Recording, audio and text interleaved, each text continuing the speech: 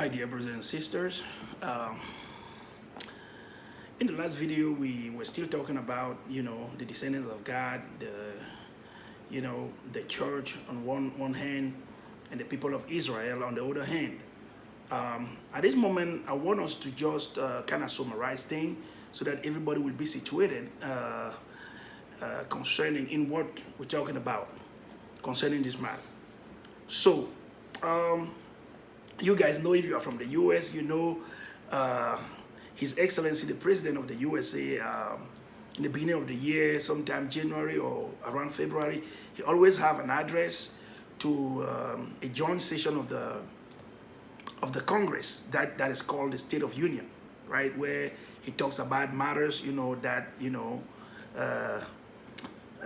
we may need to solve and solutions that he may propose for those matters. So this is almost like that type of thing, but we will not talk about the State of Union. We will talk about the state of the family, the state of the family of God. So the family that we started talking about from the very first video, saying that God wanted to start his own family. Where are we right now?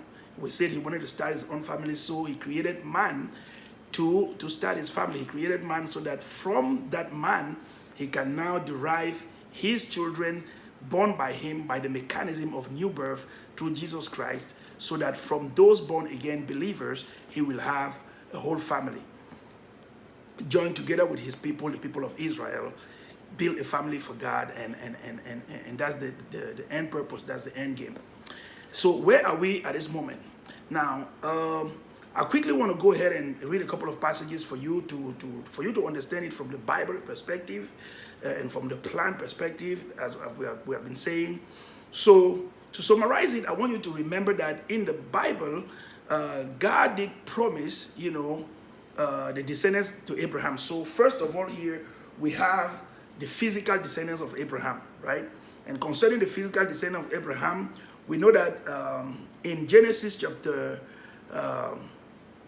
13, Genesis chapter 13, verse 16, the Bible reminds us how God promised to Abraham a certain descendants. So let's go ahead and read it. It says, I will make your offspring like the dust of the earth, so that if anyone could count the dust, then your offspring could be counted. That's the promise that God made to Abraham. An offspring that will be like the dust of the earth. Remember, we are dust, we come from dust to dust, we will go back. So he was talking about the physical offspring of Abraham, people who are his bloodline of Abraham. But then later on in Genesis chapter 15, he made another promise to Abraham. And many people confuse that and think that it was the same promise repeated with other words. But you will see it's not the same thing. In Genesis 15, chapter 5, he says, and the Lord took him outside and said, now look to the heavens and count the stars, if you are able. Then he declared, so shall your offspring be. So one moment he said the offspring will be like the dust. Another time he said the offspring will be like the stars of heaven. The stars and the dust is not the same nature. He was talking about two different offspring from the same father. If you still don't understand that, in Genesis 22, verse 17, he talked about the two of them in one place. He says, Genesis 22, 17 says, I will surely bless you, and I will multiply your descendants like the stars in the sky and the sand on the seashore. Your descendants will possess the gates of their enemy. Remember that sentence, possessing the gates of their enemy. So that's the physical descendants and then the spiritual descendants. Now, when Jesus came on the earth to instaurate, to institute, to start, to put in place the spiritual descendants, this is what he proclaimed in Matthew 16, 18. We have talked about it before. And I say also unto thee, that thou art Peter, and upon this rock I will build my church, and the gates of hell shall not prevail against it. So that's now the spiritual descendants. That's the church, the Christian, the physical. Then the spiritual descendants, the two that were promised to Father Abraham. But apart from those two, you have here in the book of Genesis another group of people that that mankind has given birth to. Ephesians chapter 2, from verse 1 to 2 says, and you He made alive who were dead in trespasses and sins, in which you once walked according to the course of this world, according to the prince of the power of the air, the spirit who now walks in the sons of disobedience. So there's another group of people, the sons of disobedience.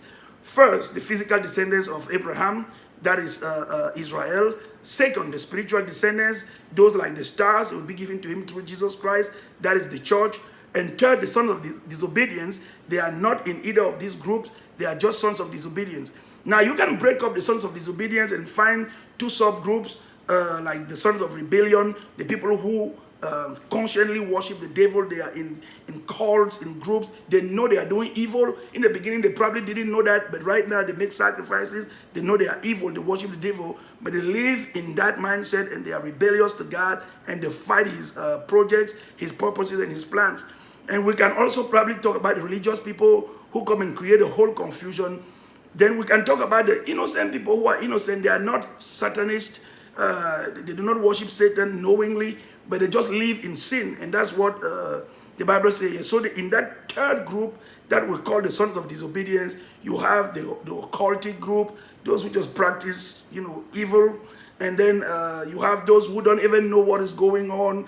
Am I a Christian? Am I just religious? What is my church group? And everything. You have all that gathered inside. So that is the state of things right now. That's what the human that God created, that's where we are at this moment. So keep that in mind, and that's what we're going to talk about going forward. The spiritual descendants, the church, physical descendants, Israel, the sons of disobedience. In that group, you find everybody who has not yet given his life to Christ. If you haven't done that yet, please give your life to Jesus Christ. It's more than time to do so. God bless you.